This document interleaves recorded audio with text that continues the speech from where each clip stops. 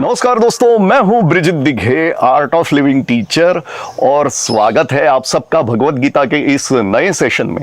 हम भगवत गीता के छठे अध्याय आत्मसंयम योग के श्लोकों का अध्ययन कर रहे हैं और आज हम सीखने वाले हैं 45वां श्लोक। सीखें भगवत गीता के श्लोक ब्रिजित दिघे के साथ। श्री गुरुभ्यो नमः, हरि ही ओम। शुरू करने के पहले एक डिस्क्लेमर।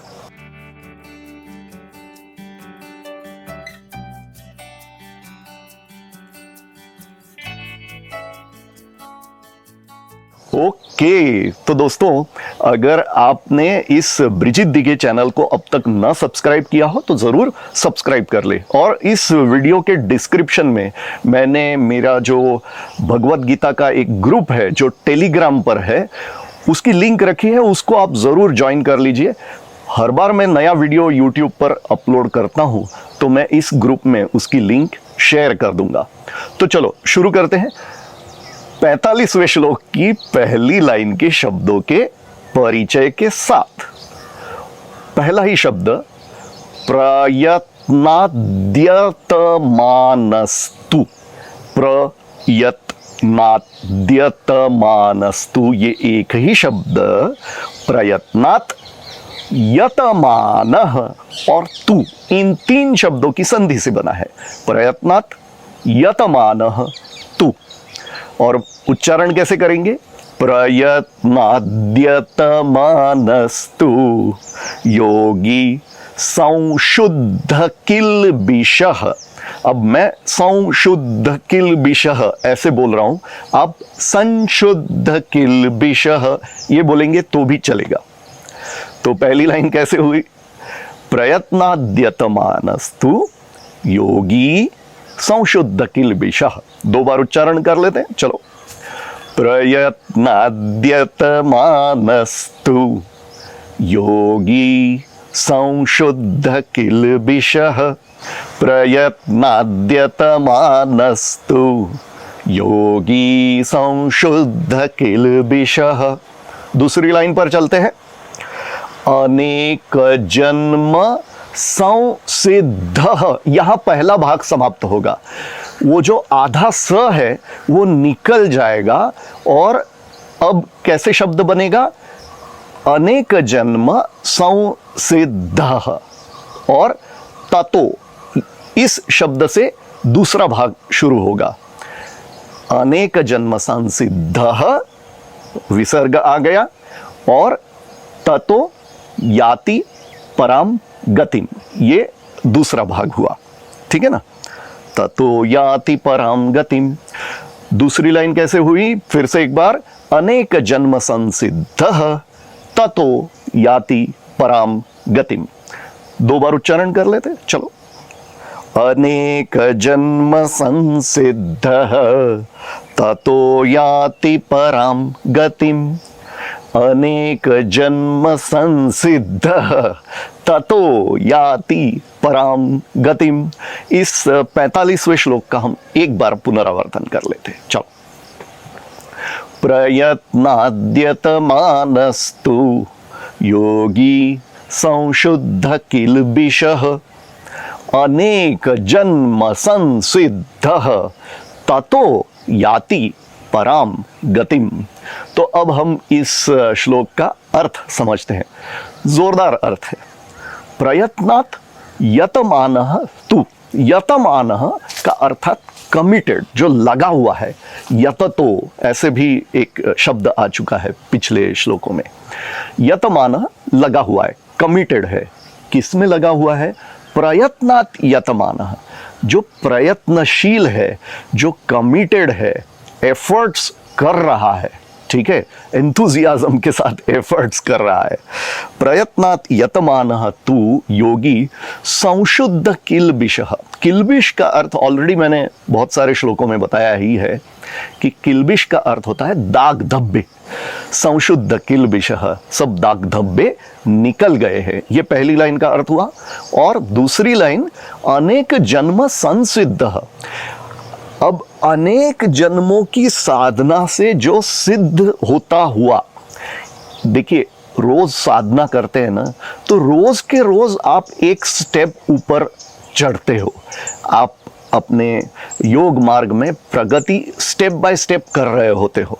तो अनेक जन्मों की साधना करते हुए धीरे धीरे सिद्धि की ओर जो अग्रसर हुआ है, ऐसा योगी अनेक जन्म संसिद्धः ततो याति पराम गतिम। और फिर जब राइट टाइम आ जाता है तब उसे परम गति प्राप्त होती है। ऐसे साधक को, योगी को परम गति प्राप्त होती है राइट टाइम पर ये इस 45वें श्लोक का अर्थ है। अब यहाँ पर एक छोटी सी क्लैरिटी मैं आप सबको देना चाहूँगा। यहाँ भगवान श्री कृष्ण ने क्या बोला है कि जो साधक है या जो योगी है जो अभी सिद्ध नहीं हुआ, वो या तो शुचि नाम श्रीमताम गेहे उसका जन्म होता है या फिर योगियों के कुल में जन्म होता है। तो हो सकता है आपको ये प्रश्न हो कि तो फिर हमारा और आपका क्या, जो न श्रीमंत लोगों के परिवार में जन्म लिए हैं और न योगियों के परिवार में जन्म लिए, तो हमारा और आपका क्या। देखिए, मैं आपको थोड़े से एग्जाम्पल देता हूँ। अभी भक्त प्रहलाद, वो तो राजा के घर में जन्म लिया था, लेकिन माहौल सपोर्टिव नहीं था। लेकिन भक्त प्रहलाद की भक्ति इतनी जबरदस्त थी कि विष्णु भगवान को भक्त प्रहलाद को बचाने के लिए नरसिंह अवतार धारण करना पड़ा, राइट। अच्छा, अब बात लेते हैं गौतम बुद्ध की।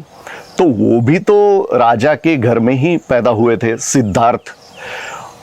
घर का माहौल जो भी था, लेकिन अपनी जो स्पिरिचुअल क्वेस्ट है, आध्यात्म की जो प्यास है, उसको बुझाने के लिए या साधना करने के लिए उनको तो घर बार छोड़ के बाहर ही जाना पड़ा। वन में जाकर के ही उन्होंने साधना की। अब इसी तरह से कबीरदास जी, रैदास जी, सूरदास जी, गुरु नानक जी, यहाँ रामकृष्ण परमहंस, गुजरात में नरसिंह मेहता, और महाराष्ट्र के संत तुकाराम, संत ज्ञानेश्वर, गोरा कुंभार, कितने सारे संत तो बिल्कुल हम्बल बैकग्राउंड में ही पैदा हुए हैं। हमारे आदि शंकराचार्य भी बड़े ही हम्बल बैकग्राउंड वाली फैमिली में पैदा हुए थे, लेकिन अपने प्रयत्न से, अपने पुरुषार्थ से इन सब ने जो भी उन्होंने पाया वो पाया है। पुरुषार्थ बहुत ही इंपॉर्टेंट है। और इस 45वें श्लोक में पहला ही शब्द ये है, प्रयत्नात् यतमानः। बेसिकली मुझे, आपको और हम सबको भाग्य से और पूर्व जन्म के पुण्य से जो भी मिला वो मिला, लेकिन अब जो भी पाना है और जो प्रगति करनी है वो हमें पुरुषार्थ से करनी है। सो मेन बात यहाँ पर ये याद रखनी है कि पुरुषार्थ सर्वोपरि है। पुरुषार्थ से ही हम अपने भाग्य को लिखते हैं। फिर से एक बार यही सेंटेंस, पुरुषार्थ से ही हम अपने भाग्य को लिखते हैं, ये याद रखना है। तो अब हम इस 45वें श्लोक का 2 बार पुनरावर्तन करते हैं। प्रयत्नाद्यतमानस्तु योगी संशुद्ध किल्बिषः अनेक जन्म संसिद्धः ततो याति पराम गतिम। प्रयत्नाद्यतमानस्तु योगी संशुद्ध किल्बिषः अनेक जन्म संसिद्धः ततो याति पराम गतिम। तो आज के इस भगवद गीता के सेशन का हम यहीं पर समापन करते हैं। अगले वीडियो में हम इसी 6ठे अध्याय का 46वां श्लोक सीखने वाले हैं। तो मिलते हैं अगले वीडियो में। जय गुरुदेव, जय श्री कृष्णा।